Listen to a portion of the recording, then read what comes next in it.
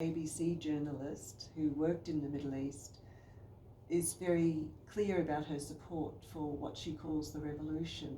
How do you account for the support that women like her give the so-called revolution, and what can that so-called revolution offer Syrian women?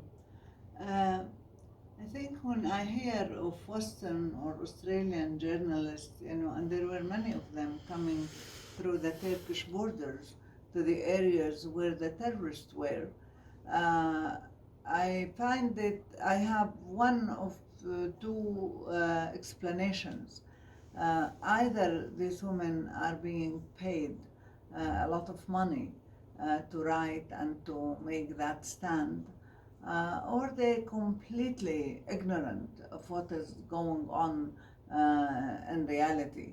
I found it incredible that journalists were living with ISIS terrorists, and now I am documenting the lives of many Syrian women who were under the rule of ISIS, whether in Douma or in Deir ez-Zor or in Raqqa. I have made many interviews with women, and life there was horrible.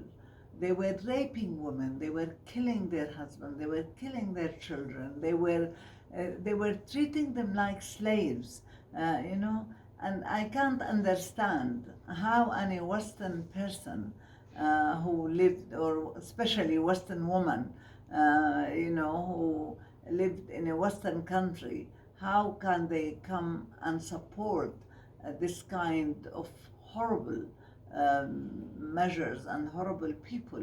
Some of these terrorists, they killed their mothers, they killed their wives, and in a very cruel and horrible way. I think so I really do not understand.